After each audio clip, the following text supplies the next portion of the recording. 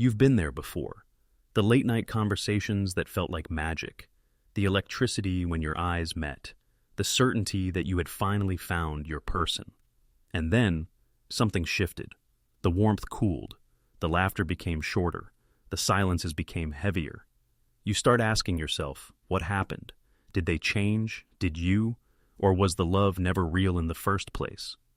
We've all been told stories about why relationships fail. They just weren't the one. People grow apart. Love fades over time. But what if those explanations are only the surface? What if the real reason is buried so deep inside the human psyche that most people never even see it? Carl Jung, the legendary Swiss psychiatrist and founder of analytical psychology, believed that the greatest forces shaping our relationships aren't just our conscious choices. They're the unseen parts of ourselves. The hidden fears, unhealed wounds, and repressed desires we carry without even knowing it. And according to Jung, these inner forces, if left unexamined, can destroy even the most passionate love story. You see, Jung didn't see relationships as just two people sharing life together. He saw them as a mirror, a sacred space where your unconscious self is reflected back at you through the person you love. It's in relationships that your deepest insecurities and your most unacknowledged strengths get exposed. And while that can be incredibly beautiful, it can also be terrifying. The truth is, relationships rarely fail because of what's happening on the outside. It's not usually about money, distance, or even betrayal. Those are just symptoms. Jung believed the real reason is an inner psychological breakdown, one we often don't recognize until it's too late. Think about it. When you first fall in love, it's intoxicating. The world feels brighter. You see the other person through a golden haze of hope and possibility. This is what Jung called projection, the process of placing your own idealized image onto someone else. You don't see them as they truly are, you see who you want them to be. But projections always fade. Reality always emerges. And when that happens, many couples mistake the collapse of their fantasy for the collapse of love itself. Here's the painful part. When that initial illusion shatters, it's actually an invitation. An invitation to step into a deeper, more mature love, one that accepts the whole person, flaws and all. But most people don't take that invitation. Why? Because what they see in the other person is often the very thing they've been running from inside themselves. Jung called this hidden inner world the shadow, the parts of you that you reject, deny, or repress. And when you enter a relationship, you can't keep your shadow locked away forever. It will sneak out in arguments, in silences, in unspoken resentments. Your partner will trigger it, not because they're your enemy, but because they're your mirror. And here's where most relationships start to crumble. Instead of realizing, this reaction is showing me something about myself, we blame the other person. We call them selfish, cold, controlling, or unloving. But in reality, they've simply touched a wound you never healed. If this sounds uncomfortable, that's because it is. Real love isn't just about romance and compatibility, it's about growth. And growth means facing parts of yourself you'd rather avoid. In this video, we're going to uncover the real reason relationships fail through the lens of Carl Jung's groundbreaking psychology of love. You'll learn why the honeymoon phase is actually a psychological trick your mind plays on you, how your unhealed wounds shape who you're attracted to and who you push away, the dangerous role of projections in both creating and destroying relationships, why emotional triggers are not warning signs to run, but opportunities to heal, and most importantly, how to build a relationship that doesn't just survive, but transforms both people involved. By the end of this journey, you'll see relationships in a completely different light. You will understand why the very things that frustrate you about your partner might be the key to your own personal evolution. And you'll discover that love, in Jung's eyes, is not about finding someone who completes you. It's about finding someone who challenges you to complete yourself. So if you've ever loved and lost, if you've ever wondered why something so beautiful could break so easily, stay with me. Because the answer isn't out there. It's been hiding inside you all along. From the time we're children, we're fed the same story over and over again. It's in fairy tales, romantic comedies, love songs, and Instagram captions. Boy meets girl, girl meets boy, sparks fly, obstacles are overcome, the music swells, they ride off into the sunset, forever in love. It's a comforting narrative, one that suggests that love, once found, is a permanent and effortless state. We grow up believing that somewhere out there is a perfect match for us, a soulmate who will heal our pain, erase our loneliness, and make life endlessly joyful. And once we find them, everything will simply work. Carl Jung would have called this belief a dangerous collective illusion, not because love isn't real, but because the way we've been taught to imagine it sets us up for inevitable disappointment. When you expect perfection, reality will always feel like a letdown. The myth of perfect love thrives on idealization, the process of seeing someone not as they truly are, but as the flawless figure we hope they will be. This is why the early days of romance feel almost supernatural. We're not just falling for the person, we're falling for the projection of our own unmet desires. Jung understood this phenomenon deeply. He believed that, in the beginning, we unconsciously project the most idealized aspects of ourselves onto the other person. We give them qualities they may not even possess, because we want them to embody our vision of perfect love. It's like painting over a blank canvas with the colors of our longing. But here's the truth: projections don't last. Inevitably, the image we've painted begins to fade, and we start to see the person as they really are, flawed, complex, and human. And this moment, Jung would say, is where love truly begins, or where it begins to unravel. The problem is, most of us panic when the projection collapses. We confuse the fading of infatuation with the fading of love. We think, maybe I picked the wrong person, maybe the spark is gone, maybe they've changed. But in reality, nothing went wrong. We're simply moving from fantasy into reality. The myth of perfect love tells us that true relationships should always feel easy, passionate, and harmonious. So, when conflict arises, when your partner's habits start to irritate you, or when you see parts of their personality that clash with yours, you assume something is broken.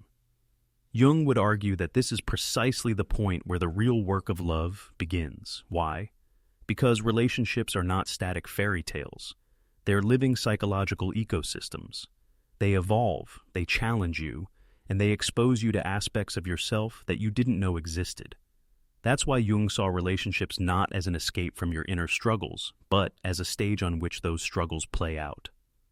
Consider this. When you're in the honeymoon phase, you're essentially in a dream. Your unconscious mind is fueling the attraction, feeding you a narrative that this person is everything you've been missing. But dreams always end. When you wake up, you're left with the raw material of reality. And this is when the shadow begins to appear. Your shadow is made up of all the parts of yourself you've repressed or rejected, insecurities, fears, desires you don't want to admit. When the projection drops, you often begin to see your shadow reflected in your partner. Maybe you start noticing traits in them that you've always disliked in other people. Maybe they trigger old wounds from childhood, feelings of abandonment, criticism, or rejection. Here's the hard truth Jung wanted us to face. In most cases, your partner is not creating these feelings in you. They're revealing them. They're acting as a mirror to show you what's been inside you all along. But because the myth of perfect love has taught us to see discomfort as a sign of incompatibility, we often run at this stage. We think, it shouldn't be this hard. If they were the right person, I wouldn't feel this way. So, we end the relationship, only to find ourselves facing the same problems with the next person. Jung would say that this is because we haven't learned the deeper lesson yet. Until you confront your own shadow, you'll keep meeting it in other people. And every time, the myth of perfect love will convince you that the problem is out there, in them, rather than in here, in you. This doesn't mean you should tolerate unhealthy or abusive behavior. Jung wasn't suggesting that every conflict is just a projection to work through. But he was clear that many relationship breakdowns are the result of unconscious patterns we carry from one partner to the next because we haven't made them conscious. The real tragedy of the perfect love myth is that it robs us of the opportunity for transformation. When we leave the moment things get real, we miss the chance to build a love that is deeper than infatuation, a love that is grounded in truth. In Jung's view, mature love begins when the illusion dies. It's when you stop demanding that your partner be your fantasy, and start accepting them as a whole, imperfect human being. And more importantly, it's when you start accepting yourself, shadow and all. This is why the collapse of the honeymoon phase isn't a sign of failure. It's a doorway. A doorway into a kind of intimacy that Hollywood never shows us. The kind that's forged in honesty, patience, and the willingness to face the parts of ourselves we'd rather ignore. Once you see through the myth of perfect love, you realize that real relationships aren't about finding someone who meets all your needs without conflict. They're about finding someone who's willing to grow alongside you, and being willing to grow yourself. Now we'll explore how Jung's psychology can help you navigate that growth. We'll look at why you're drawn to certain people, why the same patterns keep repeating, and how to break free from the unconscious traps that ruin love. But it all starts here, with letting go of the myth. Because as long as you're chasing perfection, you'll keep missing the beauty of what's real. And what's real, Jung would say, is always more rewarding and more transformative than the fantasy. To understand why relationships fail, and why they can also be the most powerful engines for personal growth, we need to begin with Carl Jung's map of the human psyche. Jung didn't see the mind as a single unified entity. Instead, he described it as a dynamic interplay between different layers of consciousness and unconsciousness, each influencing our emotions, decisions, and relationships in ways we often fail to recognize. When two people come together in love, it's not just you and me interacting. It's the entire cast of our inner world meeting theirs. The more we understand that cast, the better we can navigate the dramas that inevitably unfold. At the most basic level, Jung divided the psyche into two major realms, the conscious and the unconscious. The conscious mind is the part we're aware of, our thoughts, deliberate choices, and the version of ourselves we present to the world. But beneath that lies the unconscious, a vast, hidden reservoir containing our forgotten memories, repressed emotions, instinctive drives, and untapped potentials. And here's the twist. The unconscious isn't just a personal scrapbook of our individual history. It also contains the collective unconscious, a shared human heritage of archetypes, symbols, and patterns that have shaped human behavior for millennia. One of Jung's most important concepts in understanding love is the persona. This is the mask we wear to function in society, the role we play that earns us acceptance, approval, and belonging. In relationships, our persona is often our first offering to the other person. On a first date, you don't show the full spectrum of your flaws and fears. You show your most charming, competent, or attractive self. This is natural and even necessary. The problem arises when we start to believe the persona is all we are, or when we fall in love only with our partner's persona, never meeting the deeper, truer self behind it. Beneath the persona lies the shadow, the repository for all the traits, desires, and emotions we've disowned. We bury them not because they're inherently bad, but because they clash with the image we want to maintain. As children, we learn quickly what is acceptable and what will get us rejected. A boy who is told boys don't cry may repress his tenderness. A girl who's scolded for being too loud may hide her assertiveness. These disowned parts become the shadow, and in adulthood, they don't just sit quietly. They seep into our relationships through projection, attraction, and conflict. We'll see someone else stoles, displaying the very trait we've buried, and we'll either idolize it or despise it without realizing it's actually part of us. Then there's the anima and animus, two of Jung's most profound insights into attraction and intimacy. The anima represents the unconscious feminine side within a man, and the animus represents the unconscious masculine side within a woman. These inner figures are shaped by early experiences with caregivers, cultural influences, and personal longing. When we meet someone who seems to embody our inner anima or animus, we may feel an instant, almost mystical attraction, as if we've met the one. But in reality, we're falling in love with a projection of our own inner figure. Over time, as the projection fades and the real person emerges, we're left to reckon with the difference between our fantasy and reality. Many relationships collapse at this stage, not because the love wasn't real, but because the partners never learned to recognize and withdraw their projections. The deepest layer of Jung's model, and the ultimate goal of his psychology, is the self. The self isn't just the ego or the sum of your traits. It's the integrated whole of your being, the point where conscious and unconscious meet in harmony. In love, the self is what longs not merely for companionship, but for growth and wholeness. This is why relationships can be both ecstatic and excruciating. They're not only about pleasure and partnership, they're also about confronting our unhealed wounds, our blind spots, and our latent potential. Every argument, every moment of jealousy, every inexplicable attraction is an invitation to move closer to the self. What makes this theory so relevant to relationships is that both people bring their entire psyche into the dynamic. You're not just interacting with your partner's conscious self, you're also interacting with their shadow, the anima animus, their persona, and their deeper self. The same is true for them. This is why love can feel so complex and multi-layered. It's not simply two people learning to get along, it's two psyches learning to integrate. Consider how the persona and shadow play out in daily life. Imagine a woman who prides herself on being the calm one in the relationship. Her persona is composed, rational, and unflappable. But beneath the surface, her shadow contains a deep reservoir of anger she's never allowed herself to express. She falls in love with a man who is passionate and fiery, qualities she finds exciting, but also secretly intimidating. Over time, his emotional intensity begins to trigger her shadow anger, and she finds herself lashing out in ways she didn't think she was capable of. In Jungian terms, the relationship is functioning as a mirror, reflecting back the parts of herself she's been unwilling to acknowledge. Or take the anima-animus dynamic. A man might be unconsciously drawn to a woman who seems ethereal, mysterious, and emotionally deep, qualities that match his inner anima image. At first, he's enchanted by her sensitivity and insight, but as the relationship progresses, he becomes frustrated when she doesn't live up to his idealized fantasy. What he's really confronting is his own disconnection from his inner emotional life. If he can recognize this, he can begin to cultivate those qualities in himself rather than demanding them from her. Jung's theory also explains why relationships often go through predictable phases. The first stage, infatuation, is dominated by projection.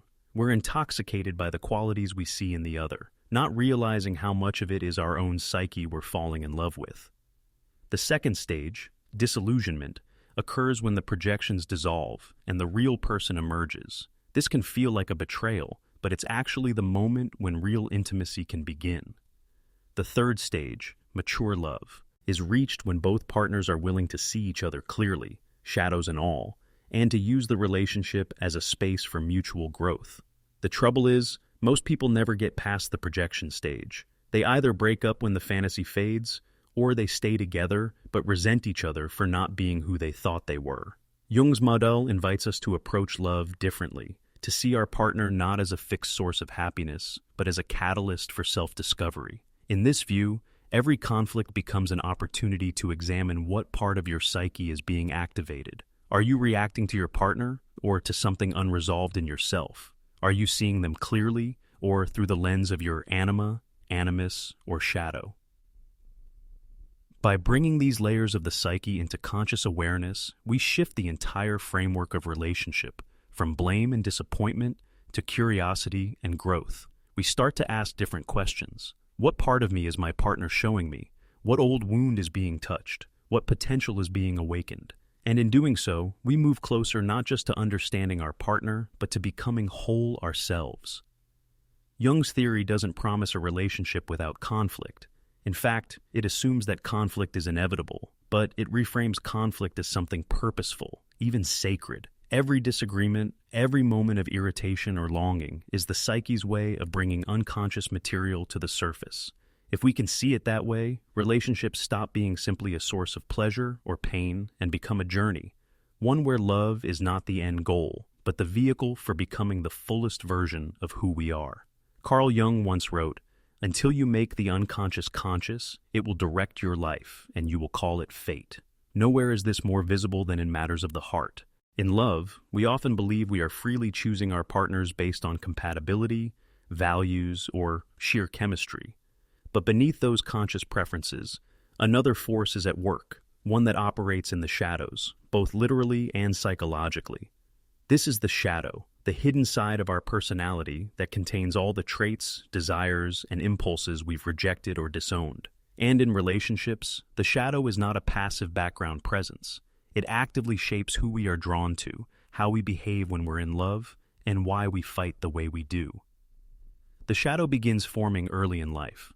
As children, we learn which parts of ourselves are rewarded and which are met with disapproval or punishment. A child who cries easily might be told to toughen up, and so she buries her sensitivity. A child who speaks his mind might be labeled too much, and so he hides his assertiveness.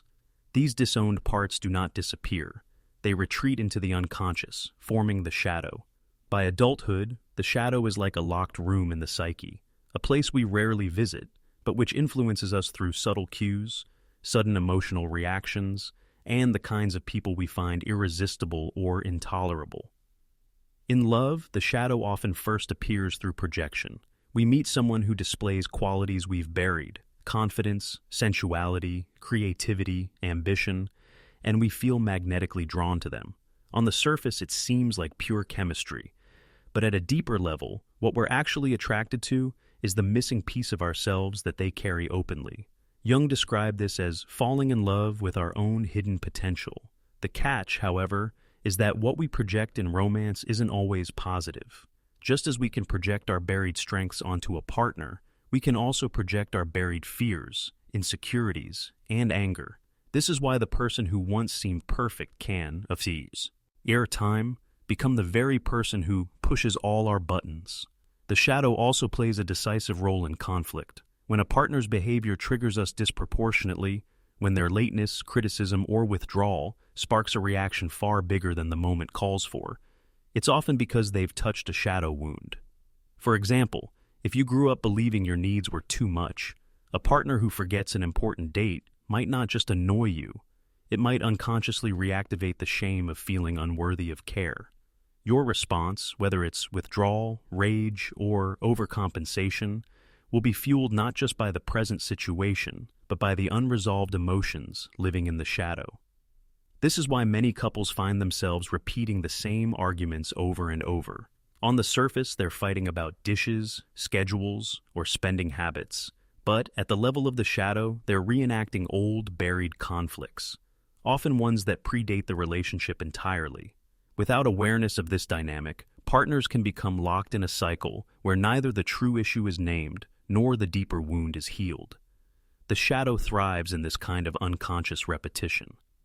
Jung believed that the shadow is not inherently bad. In fact, he saw it as a reservoir of vitality, creativity, and authenticity. Many of the traits we exile to the shadow are ones we desperately need to live a fuller life. A woman who suppresses her anger to be nice loses her capacity for self-protection. A man who hides his vulnerability to be strong loses the ability to connect deeply. In love, the shadow offers a kind of treasure map. It shows us what we most need to reclaim in ourselves. The challenge is that it rarely presents itself pleasantly. Instead, it comes through the people who frustrate us, the partners who bewilder us, and the emotional reactions that catch us off guard. Recognizing the shadow in relationships requires radical self-honesty. It means asking, what do I find intolerable in my partner? And could that also be something I reject in myself? If your partner's indecisiveness infuriates you, is it possible you've over-identified with being decisive to the point of rigidity? If their emotional expressiveness makes you uncomfortable, have you perhaps buried your own capacity for deep feeling? This isn't about excusing harmful behavior, but about seeing the full psychological picture. When we stop treating the shadow as an enemy and start treating it as a messenger, our entire relational landscape changes.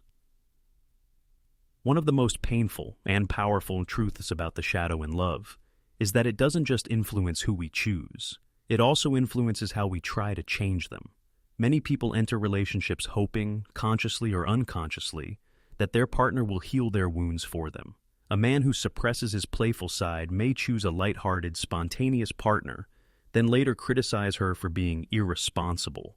A woman who hides her ambition may choose a driven, successful partner, then resent him for neglecting her. In both cases, what began as attraction becomes the very thing that drives them apart. Without shadow awareness, the qualities that drew us in become the qualities we try to control, diminish, or eliminate. Jung saw intimate relationships as one of the most potent arenas for shadow work. This is because our romantic partners have a front-row seat to our vulnerabilities. They see the parts of us we keep hidden from the rest of the world, not just our habits and quirks, but our fears, our rawness, and our contradictions. This closeness makes them both the most likely to trigger our shadow and the most capable of helping us integrate it if we're willing. But integration is a two-way street. It requires that both people own their projections, name their patterns, and see conflict as an opportunity for growth rather than a sign of incompatibility. Shadow integration in love is not about becoming flawless. It's about becoming whole. This means bringing light to the hidden parts of ourselves, reclaiming the strengths we've exiled, and taking responsibility for our inner reactions. It means learning to say, "When you did X, I felt Y, and I think that's connected to something in me I need to explore," rather than, "You made me feel this way, and it's your fault." This shift from blame to ownership is where relationships stop being battlegrounds and start being laboratories for self-awareness. One striking example of shadow work in love comes from a couple who sought therapy after years of escalating arguments. The woman, Sarah, was deeply frustrated by her partner David's tendency to avoid confrontation. She interpreted his withdrawal as a lack of love and commitment. David, on the other hand, felt overwhelmed by Sarah's emotional intensity, which he perceived as criticism. Through therapy, they discovered that Sarah had grown up in a household where her emotional needs were dismissed, so she learned to amplify her feelings to be heard. David had grown up in a family where conflict was dangerous, so he learned to stay silent to stay safe. Their shadows were perfectly matched to trigger each other. Sarah's fear of abandonment met David's fear of confrontation. Once they recognized this dynamic, they began to respond differently. Sarah practiced self-soothing before approaching difficult topics, and David practiced staying present during emotional conversations. They didn't fix each other's shadows, but they learned to navigate them together. This is the paradox of the shadow in love. It can be the very thing that breaks us apart, or the very thing that brings us closer than ever. It depends on whether we face it or flee from it. Avoiding the shadow means staying locked in cycles of projection, blame, and disappointment. Facing it means using those very cycles as doorways into deeper self-knowledge and more authentic connection. Ultimately, the shadow is not an obstacle to love, but a vital ingredient in it. Without the shadow, relationships would be shallow, limited to the parts of ourselves we're comfortable showing. It is through confronting the shadow, in ourselves and in our partners, that love becomes truly transformative. When we can look at our partner and say, "I see your shadow, and I'm willing to work with it, just as I hope you'll work with mine," we step into a kind of intimacy that is rare and enduring. In Jung's view, that is the real work of love, not the endless pursuit of harmony, but the courageous integration of all that we are. Carl Jung believed that projection is one of the most powerful and most dangerous Pygmalion forces in human relationships. On the surface, projection seems simple. It's when we attribute our own thoughts, feelings, and traits to someone else. But in love, projection is far more than a psychological quirk. It's the invisible glue that holds the initial stages of romance together, and, paradoxically, the silent force that often tears relationships apart. When we first meet someone and feel an intense attraction, we're rarely seeing them as they truly are. Instead, we're seeing them through a lens shaped by our own unconscious needs, desires, and unfinished emotional business. Jung called this the anima, or animus projection, the image of the ideal partner that lives inside our psyche. This image isn't just about physical type or personality. It's built from fragments of childhood experiences, unmet needs, and the qualities we've disowned in ourselves. In the first rush of love, we unconsciously project this idealized image onto the other person, believing we've found someone who finally completes us. This is why early love can feel so intoxicating.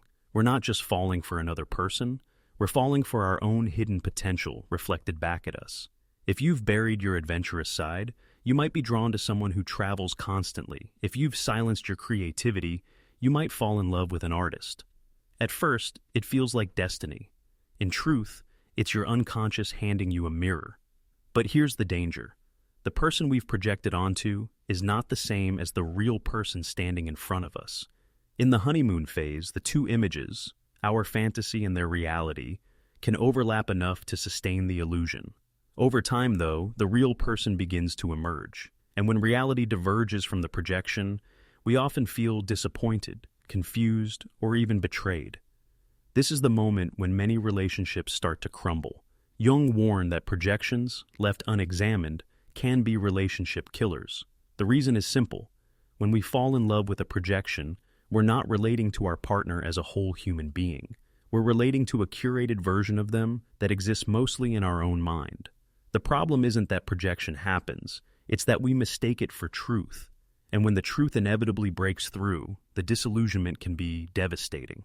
One of the most common projection traps in relationships is the savior complex. You might meet someone who seems wounded in a way that mirrors your own hidden wounds. Without realizing it, you project onto them the role of someone you can fix, and in doing so, heal a part of yourself.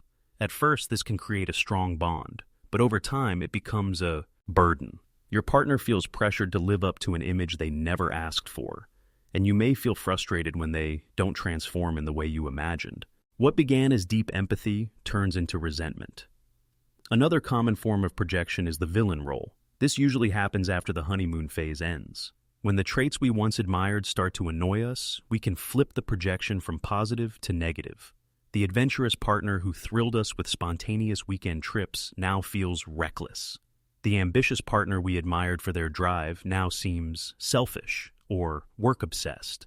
In many cases, we're not seeing our partner clearly here either.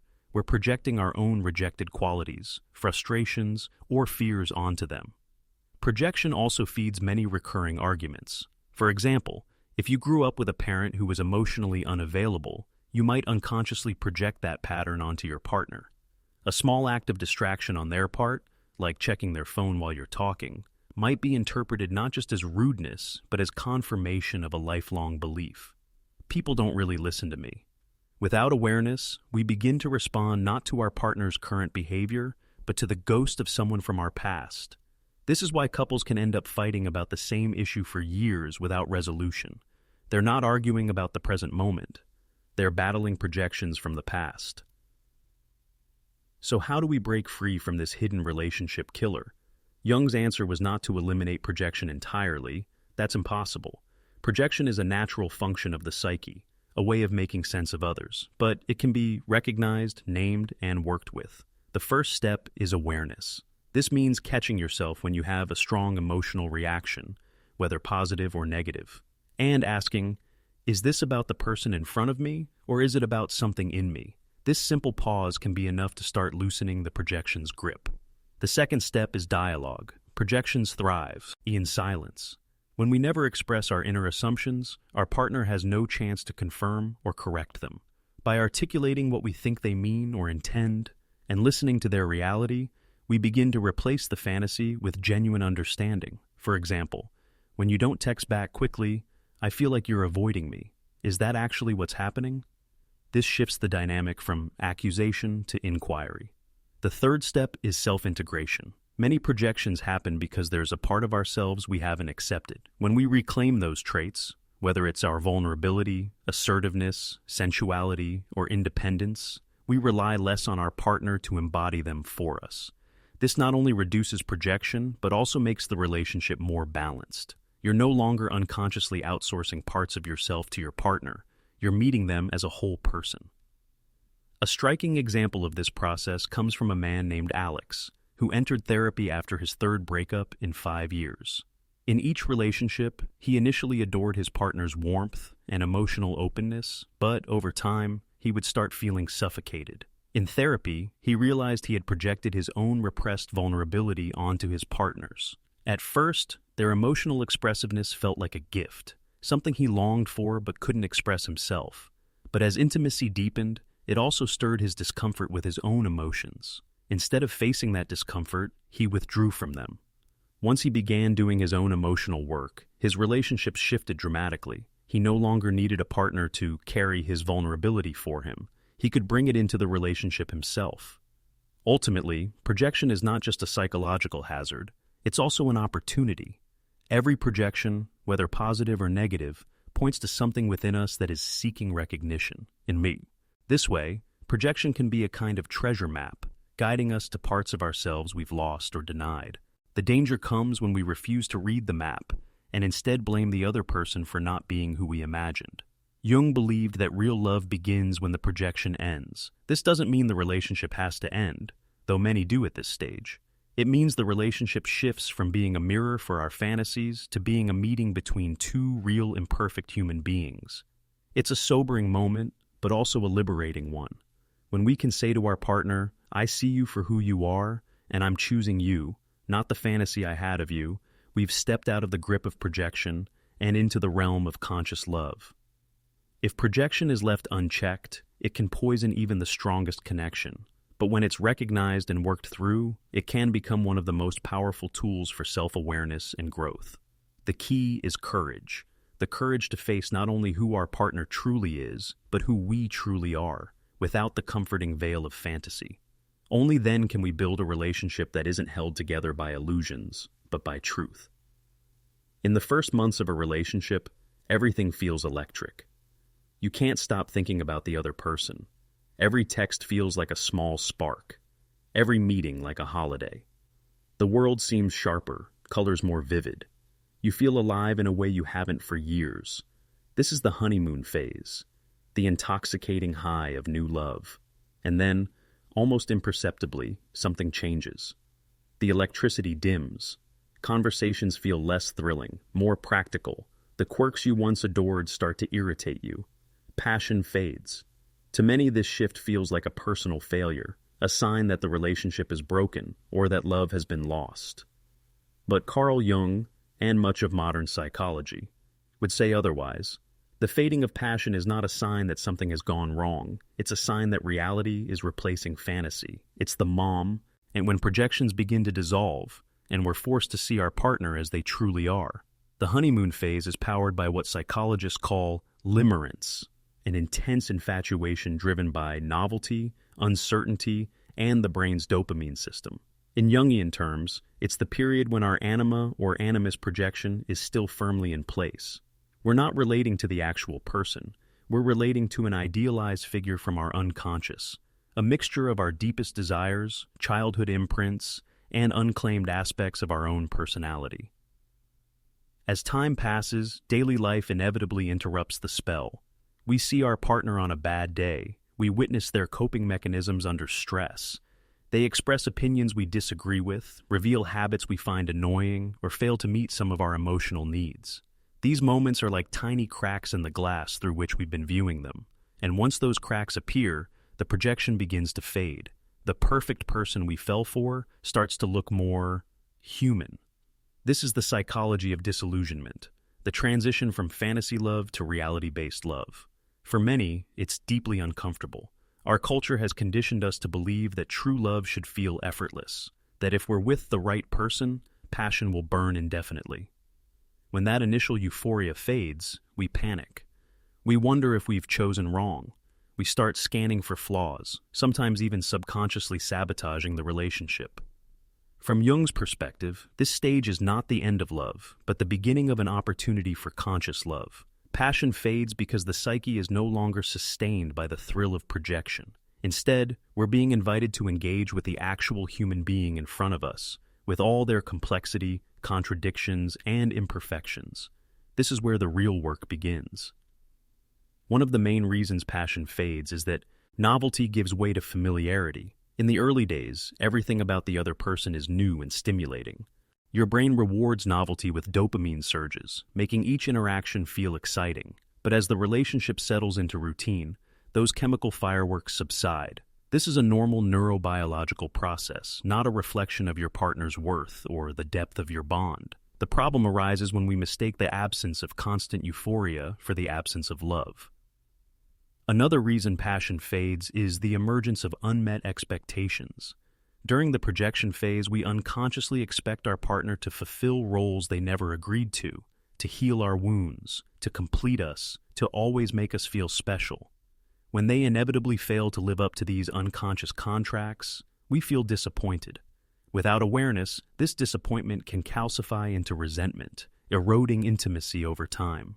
This stage can also trigger the resurfacing of our own shadow material. In the comfort of a committed relationship, suppressed traits and unresolved wounds have a way of bubbling up. If you struggle with trust, you might start interpreting your partner's independence as rejection. If you fear abandonment, you might react to their need for personal space with panic or clinginess. Without conscious processing, these patterns can create cycles of conflict that further drain passion.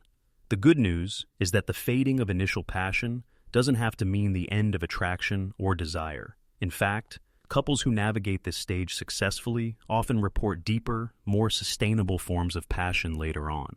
The key is to shift from automatic love, the kind powered by infatuation and projection, to intentional love, which is cultivated through conscious choice, emotional honesty, and shared growth. This shift requires 3 major mindset changes. The person you're with will never be your fantasy. They will disappoint you, irritate you, and sometimes fail to meet your needs. And you will do the same for them.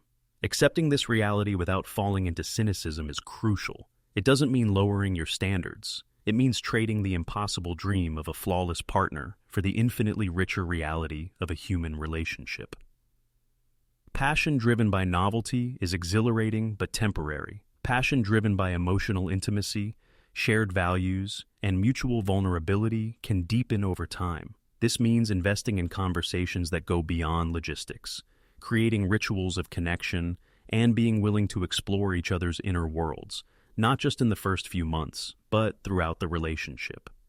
When projections fade, you're given the gift and the challenge of seeing your partner as they truly are.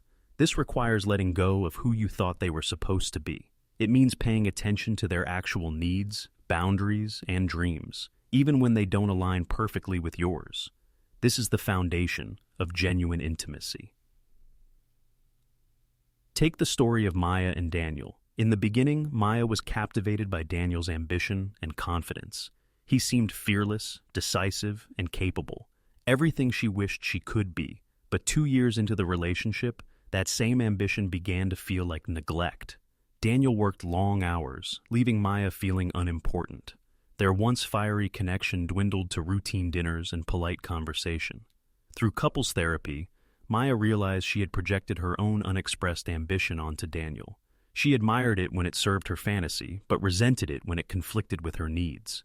Meanwhile, Daniel admitted that he had idealized Maya's nurturing nature, expecting her to be endlessly supportive without expressing his own vulnerabilities. When they recognized these projections and adjusted their expectations, their connection shifted. They began to consciously plan time together, communicate needs more directly, and appreciate each other's strengths without demanding perfection. Passion returned, not in the form of dizzying infatuation, but as a steady, warm flame. Jung might say that this stage marks the move from falling in love to standing in love. Falling in love is easy. It's driven by unconscious forces and chemical highs. Standing in love is harder. It requires awareness, patience, and the willingness to confront both your partner's humanity and your own. But it's also far more rewarding because it's grounded in truth. The psychology of disillusionment teaches us that the fading of passion is not a death sentence for a relationship. It's an invitation to grow beyond projection, to face the discomfort of reality, and to build a connection that can survive the loss of fantasy. If you can walk through this stage with openness and courage, you don't just keep the relationship alive. You give it the chance to evolve into something richer and more enduring than the early thrill of new love. In every relationship, we bring not just our conscious self, but also a carefully constructed mask. Jung called this the persona. The persona is the version of ourselves we show to the world, shaped by societal expectations, cultural norms, and our desire to be accepted. It is a survival mechanism, a set of roles and behaviors we adopt to fit in, appear desirable, or protect our vulnerabilities. In love, the persona can be both a bridge and a barrier. It allows us to connect quickly, presenting a polished, attractive image, but it also creates tension when the true self begins to emerge. At the start of a relationship, the persona is often dominant. We display the traits we believe our partner will admire, hide the habits we fear they'll reject, and suppress the parts of ourselves we deem unlovable. This is natural. Everyone wants to make a good impression. But over time, As comfort grows and intimacy deepens, the persona begins to slip. The carefully curated image can no longer hold indefinitely. Unacknowledged feelings, fears, and desires start to surface.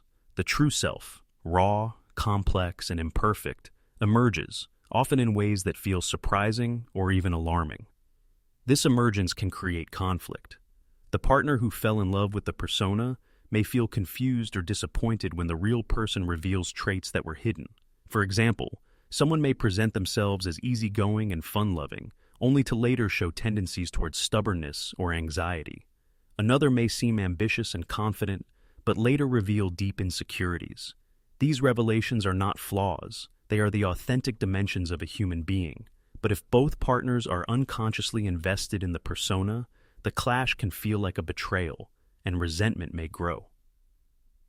Jung emphasized that the tension between the persona and the true self is not inherently negative. It is, in fact, a necessary stage for authentic love. The relationship acts as a mirror, reflecting not only who we are, but also who we hide from ourselves. When our partner reacts to our authentic self, sometimes with admiration, sometimes with discomfort, we are offered the opportunity to confront our unconscious patterns and integrate previously denied aspects of our psyche. This process is what Jung called individuation, the journey toward wholeness by reconciling our conscious and unconscious selves. One of the central challenges in this battle is fear of rejection. Most people have experienced moments of shame or vulnerability in relationships, worrying that revealing their true self will push their partner away. This fear reinforces the persona, leading to a dynamic where both partners are partially performing, partially authentic. Communication may feel safe on the surface, but deeper emotional intimacy remains elusive. Over time, this dissonance can create a sense of emotional distance, even in a physically close relationship. Consider the story of Alex and Nina. In the beginning, Alex presented himself as confident, adventurous, and decisive, carefully concealing his tendency toward anxiety and self-doubt. Nina, in turn, highlighted her independence and strength, while minimizing her need for emotional support. For months, their relationship flourished, a whirlwind of shared adventures and exciting conversations. But gradually, cracks appeared. Alex began to panic over small uncertainties, and Nina found herself exhausted by his need for reassurance. Both partners initially blamed each other, assuming the other had changed. In reality, what they were experiencing was the gradual unveiling of the true selves beneath the persona. When they began reflecting on their dynamics, Alex realized he had been afraid to show vulnerability because he equated it with weakness. Nina saw that she had hidden her neediness to appear strong and capable. By acknowledging these truths and discussing them openly, they began to dismantle the persona-driven pattern that had created tension. Alex could express his fears without shame, and Nina could seek support without guilt. Their connection deepened, not because the honeymoon euphoria returned, but because intimacy became rooted in authenticity. The persona also plays a subtle role in the projection dynamics we explored in earlier sections. Often the traits we project onto our partners, the qualities we idealize or despise, are tied to aspects of our own persona and shadow. When we fall in love with an idealized version of our partner, we are often falling in love with what we want them to reflect about us, rather than who they truly are. As the persona fades and the true self appears, projection breaks down, forcing us to confront both the partner's reality and our own unconscious desires. Another key aspect of this battle is the integration of the shadow. Our shadow contains the parts of ourselves we reject or deny, often because they conflict with our self-image or societal expectations. In relationships, the shadow can manifest in two ways: as personal discomfort with our own hidden traits, and as irritation or judgment of our partner's traits that mirror our shadow. The persona resists acknowledging the shadow, presenting a smooth, socially acceptable front. But love demands a confrontation with the shadow, both in ourselves and in those we are closest to. This confrontation can feel threatening, but it is also the doorway to authentic intimacy. Jung believed that conscious effort is required to navigate this tension between persona and true self. Simply letting the persona dominate can lead to relationships that are superficially stable but emotionally stagnant. Conversely, unbridled exposure of the true self without sensitivity can overwhelm a partner and create conflict. The goal is gradual integration, learning to present oneself authentically while maintaining empathy and awareness of the partner's experience. This is a delicate balance, but when achieved, it allows love to evolve beyond projection and infatuation into a deeper, more resilient bond. Practical strategies for managing the persona-true self dynamic include self-reflection, regularly examining which behaviors are authentic and which are protective facades. Vulnerability practice, sharing small truths gradually, building trust and comfort with authenticity. Active listening, engaging with the partner's expressions of their true self without judgment, fostering a safe environment for honesty.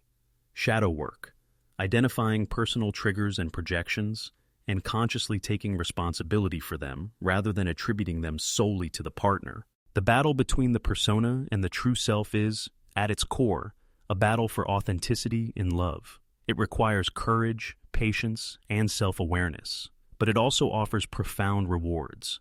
When both partners navigate this dynamic consciously, relationships can become arenas of mutual growth and transformation. The initial thrill of infatuation may never return in the same intensity, but what emerges is something far more sustainable, a love grounded in reality, enriched by self-knowledge and strengthened by the willingness to embrace imperfection. In essence, Jung teaches that the fading of fantasy and the emergence of truth is not a failure. It is the beginning of real love. It is the point at which relationships either stagnate or ascend. Those who cling to the persona-driven illusions risk frustration and disconnection. Those who courageously engage with the true self, confront their shadow, and integrate the lessons of projection can experience a love that endures, transforms, and ultimately illuminates the deepest aspects of the human soul. Every adult carries within them a collection of memories, emotions, and unresolved experiences from childhood. Jung referred to this as the inner child, a psychic aspect that holds our earliest experiences of love, trust, fear, rejection, and attachment. In relationships, the inner child is often the unseen force shaping our desires, our fears, and the ways we respond to our partners. Understanding its role is crucial for anyone who wants to build authentic, lasting love. The inner child is not a literal child. It is a symbolic representation of the formative experiences that continue to influence our behavior. When we were young, we learned lessons about safety, affection, and self-worth, often in incomplete or traumatic ways. Perhaps we were criticized for expressing emotions, abandoned when we needed support, or rewarded for pleasing others at the cost of our own needs. These experiences leave imprints that linger into adulthood, coloring our expectations of love and intimacy. In romantic relationships, the inner child often drives unconscious patterns. For example, someone who experienced inconsistent caregiving may alternate between clinging to their partner and pushing them away, mirroring the unpredictability of early attachment. Another person might seek partners who are emotionally unavailable, unconsciously recreating a scenario where love must be earned rather than freely given. These patterns are rarely obvious to the conscious mind, but they manifest in familiar cycles of attraction, conflict, and disappointment. Jungian psychology emphasizes that adult love is, in part, a dialogue between the inner child and the mature self. The adult seeks companionship, passion, and shared goals, while the inner child seeks reassurance, safety, and validation. When these needs are acknowledged and integrated, relationships can flourish. But when the inner child is neglected or disowned, it becomes a source of projection and conflict. We may project our unmet childhood needs onto our partner, expecting them to heal wounds that only we can confront. When our partner inevitably fails to meet these unconscious expectations, frustration, resentment, and disappointment follow. Consider the story of Leah and Marcus. Leah often found herself drawn to partners who were emotionally distant. As an adult, she craved love and connection, yet she repeatedly ended up in relationships where she felt neglected. Marcus, on the other hand, was nurturing and attentive, but he became frustrated by Leah's alternating demands for closeness and independence. Through self-reflection and therapy, grounded in Jungian principles, Leah recognized that her inner child had internalized the message that love is conditio, null. She had unconsciously sought out partners who reinforced that belief. By acknowledging this inner pattern, Leah could begin responding from her adult self rather than her wounded inner child, creating space for authentic connection with Marcus. The inner child also influences emotional reactivity in relationships. When a partner triggers feelings of jealousy, fear, or insecurity, it is often the inner child responding to perceived threats that echo past experiences. For instance, a casual comment about a colleague might provoke intense anxiety, not because of the present situation, but because it resonates with childhood experiences of neglect or comparison. Recognizing these reactions as expressions of the inner child, rather than objective assessments of reality, is a critical step in maintaining emotional balance and preventing unnecessary conflict. Jung suggested that integrating the inner child into our conscious awareness is essential for psychological growth and relational harmony. This integration involves listening to the inner child, validating its feelings, and reassuring it through the adult self. It also means understanding the messages the inner child carries about love, fears of abandonment, longing for acceptance, and the desire to be seen and valued. By attending to these messages, we can respond to our partners with greater empathy and clarity, rather than unconsciously reenacting childhood patterns. Practical steps for working with the inner child in adult love include self-reflection and journaling. Writing down moments when emotional reactions feel intense or irrational can reveal patterns linked to early experiences. Inner dialogue exercises. Imagine speaking to the inner child, acknowledging its feelings, and offering comfort and reassurance. Boundaries and self-care. Recognize when the inner child's needs conflict with adult responsibilities, and find ways to nurture both aspects without over-reliance on a partner. Therapeutic exploration. Jungian or psychodynamic therapy can guide individuals in uncovering unconscious inner child patterns and integrating them into conscious behavior. The inner child also plays a pivotal role in playfulness and creativity within relationships. Adults who have lost touch with their inner child may approach love rigidly, focusing on duties and expectations rather than joy and spontaneity. Reconnecting with this part of ourselves can revitalize romance, bringing curiosity, humor, and delight back into shared experiences. Activities that evoke creativity, art, music, playful adventures, or even role-playing can help partners access and honor the inner child together, strengthening emotional bonds and deepening intimacy. Another dimension of the inner child is its connection to vulnerability and trust. Children are inherently vulnerable, dependent on others for care and validation. In adulthood, we often fear this vulnerability because it risks rejection or judgment, but authentic love requires the courage to be vulnerable, to allow the inner child to express needs and fears, and to trust that our partner can witness and respond with care. When both partners honor each other's inner child, a profound sense of safety and emotional attunement develops, creating a fertile ground for lasting intimacy. Jungian insight also highlights that the inner child can illuminate patterns of transference. Often, we unconsciously seek partners who remind us of early caregivers, attempting to rewrite or heal past wounds. While these dynamics can be challenging, they also provide opportunities for conscious growth. By recognizing when the inner child is projecting unmet childhood needs onto a partner, individuals can respond with awareness rather than repetition, breaking cycles of dysfunction and fostering healthier, more conscious connections. Ultimately, the inner child is neither a liability nor a flaw. It is a source of insight, emotional richness, and transformative potential. By listening to it, validating its experiences, and integrating its wisdom into adult decision-making, we cultivate a deeper understanding of ourselves and our relationships. Love becomes not just a meeting of two adult egos, but a union that acknowledges the full spectrum of our emotional landscape, past, present, and evolving. In conclusion, adult love is profoundly shaped by the inner child. Its fears, desires, and memories subtly guide our choices, reactions, and patterns of attraction. Jung teaches us that to cultivate authentic, lasting relationships, we must honor and integrate this part of ourselves. By doing so, we break free from unconscious repetition, embrace vulnerability, and transform love from a surface-level connection into a profound, healing, and mutually enriching experience. Relationships then become more than companionship. They become mirrors for growth, arenas for self-discovery, and sacred spaces where the inner child and adult self can coexist, creating love that is conscious, resilient, and deeply human.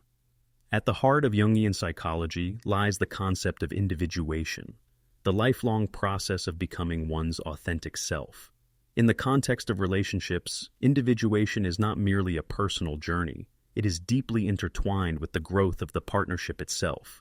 Jung believed that healthy relationships do not demand the dissolution of individuality, nor do they thrive when each partner remains a closed, separate entity. Instead, love flourishes when both individuals engage in the delicate balance of maintaining selfhood while embracing connection, using the relationship as a mirror for self-awareness and personal transformation.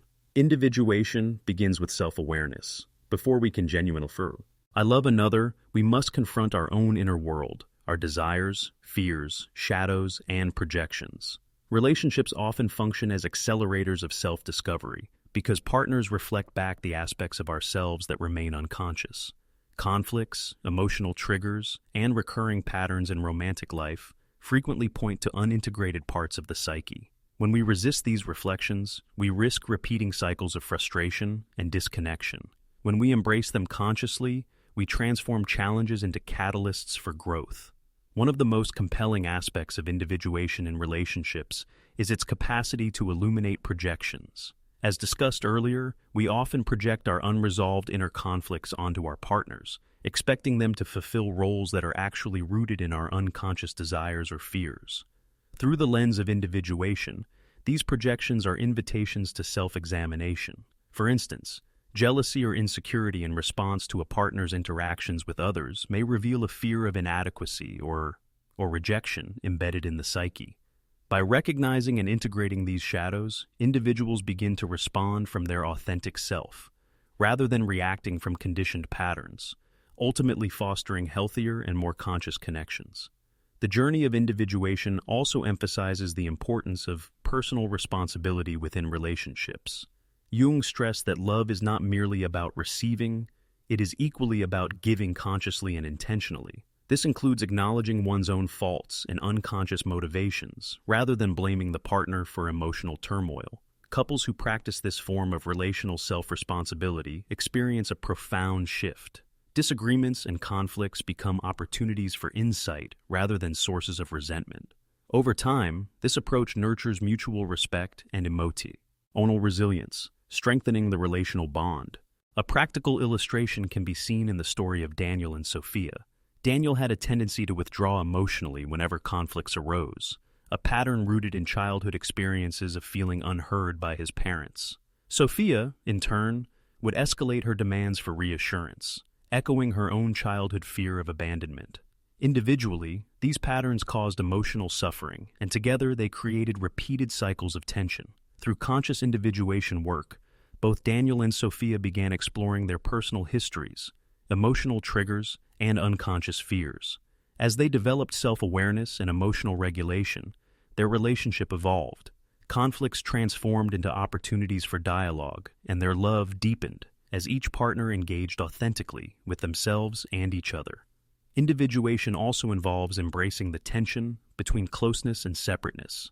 Many couples struggle with the balance between merging and maintaining autonomy.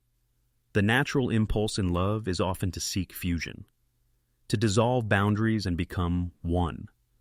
While intimacy is essential, excessive merging can lead to dependency, loss of self, or resentment. Conversely, maintaining rigid separateness can result in emotional distance and isolation. Jungian individuation encourages couples to navigate this dynamic consciously, fostering a relationship where both partners are emotionally available, yet retain their individual identities. This balance allows love to be a space of growth rather than a trap of repetition. An essential tool in the individuation process within relationships is active reflection and dialogue. Partners are encouraged to reflect on their emotional reactions, recurring patterns and projections, and to discuss them openly with mutual curiosity rather than judgment. Questions such as, "Why did this situation trigger me?" or "Is this about my part, near or something within me?" invite deeper self-understanding. When approached with empathy and openness, these conversations strengthen emotional intelligence, deepen trust, and transform challenges into shared growth experiences. Another dimension of individuation is its connection to the integration of the shadow. Jung emphasized that unacknowledged shadows, the disowned, often darker aspects of the self, inevitably emerge in relationships. A partner may embody traits we have denied in ourselves, triggering strong emotional responses.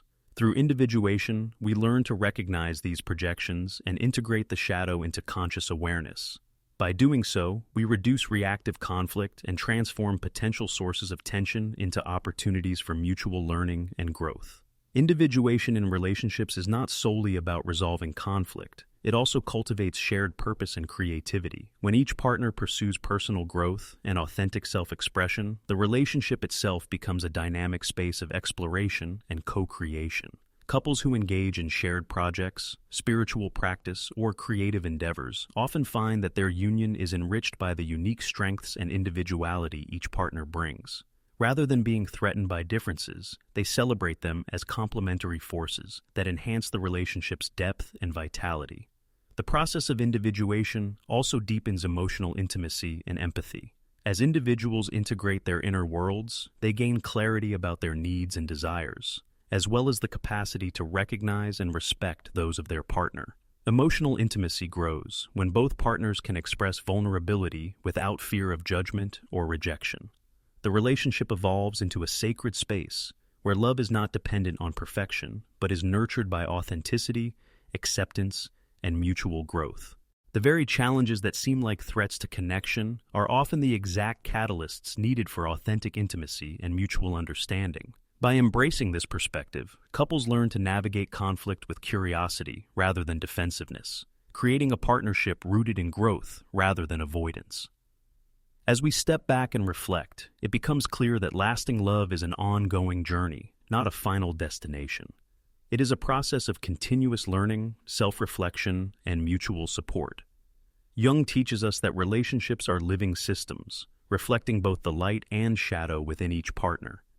Success in love is measured not by perfection or absence of conflict, but by the willingness to engage with the full spectrum of human experience, joy and sorrow, closeness and autonomy, light and shadow.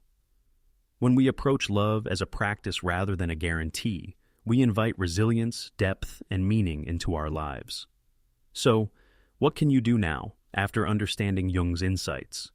First, embrace self-awareness. Reflect on your patterns, projections, and shadow elements. Second, communicate consciously. Share your feelings and needs while listening with empathy. Third, honor individuality. Pursue personal growth alongside nurturing the relationship. Fourth, approach challenges with courage. See conflicts and disillusionments as opportunities for learning rather than threats. And finally, treat love as a sacred journey, a space where both partners grow, mirror, and transform one another while embracing the complexities of the human psyche. Your relationships, viewed through the lens of Jungian psychology, become more than partnerships. They become mirrors of the soul. They reveal both what needs healing and what has the potential for profound growth. They teach patience, compassion, and the art of conscious connection. They show that love is not simply an emotion or a fleeting passion. It is an evolving dialogue between two whole, imperfect, yet profoundly capable human beings. As you carry these insights forward, remember, the difficulties you encounter in love are not signs of failure, but invitations to deeper understanding. The moments that test your patience, reveal your shadow, or challenge your assumptions are precisely the moments where transformation occurs. Your relationship, when approached with awareness, courage, and humility, can be a vehicle for personal and collective evolution. In closing, let this truth resonate deeply. Love is both your mirror and your teacher. What you fear in it is not an enemy, but a guide.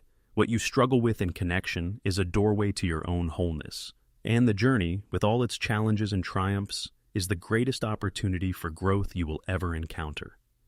Take this knowledge to heart, practice conscious engagement, and approach each relationship, past, present, or future, as a living invitation.